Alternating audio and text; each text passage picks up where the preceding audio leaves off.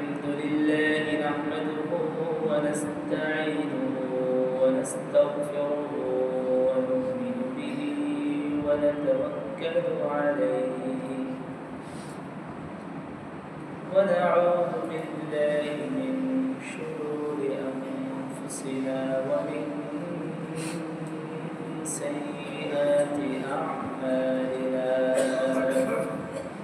من يهده الله فلا مضل له ومن يضلله فلا هادي له ونشهد أن لا إله إلا الله وحده لا شريك له ونشهد أن سيدنا وسندنا ونبينا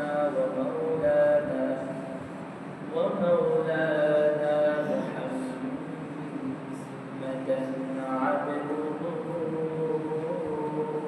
ورسوله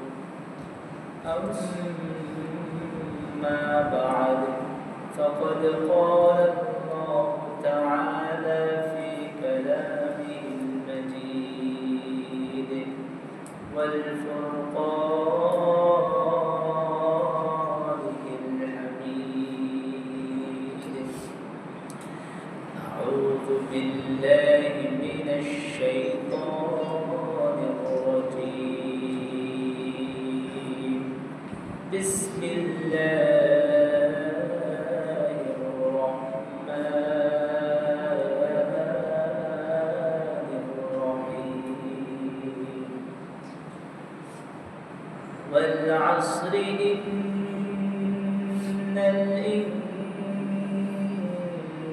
الإنسان لفي خسر إلا الذين آمنوا وعملوا الصالحات وتواصوا بالحق وتواصوا بالصبر صدق الله العلي العظيم إن الله وملائكته يصلون على النبي يا أيها الذين آمنوا صلوا عليه وسلموا تسليما اللهم صل على محمد وعلى آل محمد كما صليت على إبراهيم وعلى آل إبراهيم إنك حميد مجيد اللهم بارك على محمد وعلى آل محمد كما باركت على إبراهيم وعلى آل إبراهيم إنك حميد مجيد بلغ العلا بكماله كشف الدجى بجماله حسنت جميع خصاله صلوا عليه وآله بلغ العلا بكماله كشف الدجى بجماله حسنت جميع خصاله صلوا عليه وآله যাদের ভয়ে নত হয়ে থাকত সকল বেঈমান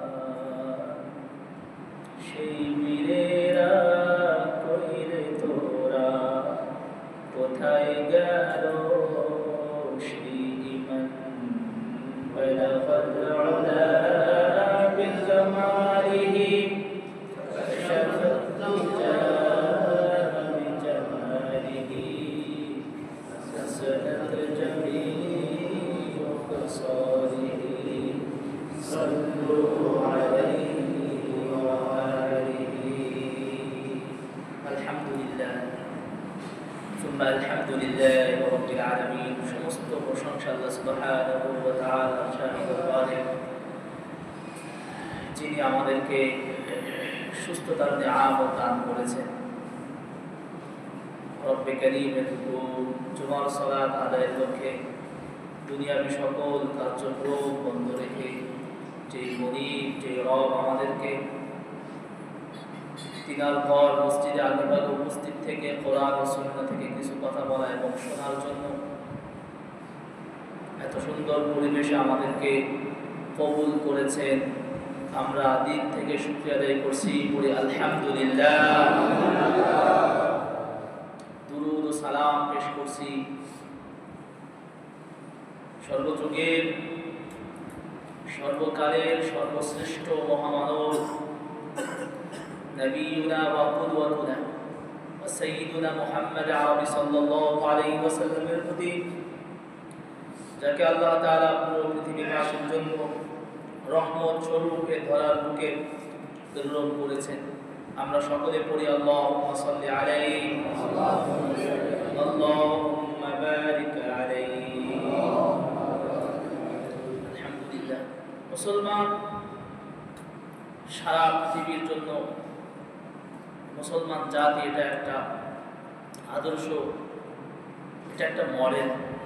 কারণ মুসলমানদের হাতে কাফের ফাসিক সকলেই নিরাপদ, কিন্তু কাফেরের কাছে অন্য জাতি নিরাপদ থাকতে পারে, কিন্তু মুসলমান কোনোদিন কাফেরদের হাতে নিরাপদ না। মুসলমানদের হাতে সকলেই নিরাপদ। হাদিসের মধ্যে আসছে নবীজি সাল্লাল্লাহু আলাইহি ওয়াসাল্লামের বাসায় এক ইহুদির ছেলে কাজ করত। কিছুদিন রাসূল সাল্লাল্লাহু আলাইহি ওয়াসাল্লামের খেদমত করেছেন আর কি। হঠাৎ তিনি আর বাসায় আসে না, রাসূলের দরবারে তাকে আর দেখা যায় না। খোঁজ খবর নিয়ে জানলো যে সে অসুস্থ। রাসূল সাল্লাল্লাহু আলাইহি ওয়াসাল্লাম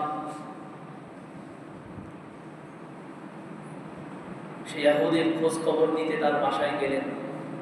যে দেখে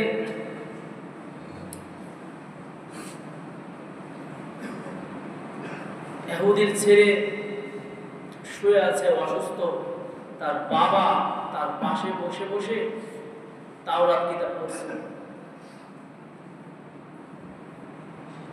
রাসূল সাল্লাল্লাহু আলাইহি ওয়াসাল্লামের আগমনে ইহুদি কথা বলতে বলতে এক সময় রাসূল সাল্লাল্লাহু আলাইহি ওয়াসাল্লাম বললেন, আচ্ছা বলেন তো, আপনি যে তাওরাত পড়ছেন, এই তাওরাতের মধ্যে আমি নবী, আমার কোনো নাম এই তাওরাতের মধ্যে আছে কিনা আপনি কখনো পেয়েছেন? ইহুদি সে বলে উঠল, না, আমি কোনোদিন মুহাম্মাদের কোনো শব্দ আমি তাওরাত কিতাবে পাইনি। নাউজুবিল্লাহ পড়েন। ছেলে অসুস্থ অবস্থায় সে হাতের উপর ভর দিয়ে ওঠার চেষ্টা করে বলল, ইয়া রাসূলুল্লাহ, আপনি আমাকে এখনই কালেমা পড়ায় মুসলমান বানায় দেন। আরো আসতে বলেন, কেন? ইয়া রাসূলুল্লাহ, আপনি আসার আগ মুহূর্ত পর্যন্ত যখনই তাওরাতের মধ্যে আপনার নাম এসেছে, আমার বাবা বলতো যে তুমি যে মুহাম্মাদের দরবারে যাও, ওই মুহাম্মাদের কথা কিন্তু তাওরাতের মধ্যে অনেক জায়গায় আছে। আজ আপনার সামনাসামনি হওয়ার পরেও সে যখন অস্বীকার করলো, আমার আর বুঝতে বাকি নাই যে আপনি শ্রেষ্ঠ নবী, আপনি আল্লাহ প্রদত্ত নবী। এটা আমার বুঝতে বাকি নাই, আপনি আমাকে পড়ায় দেন কালিমা, আমি আপনার হাতে কালিমা পড়ে মুসলমান হতে চাই। আল্লাহু আকবার। কালিমা পড়ে মুসলমান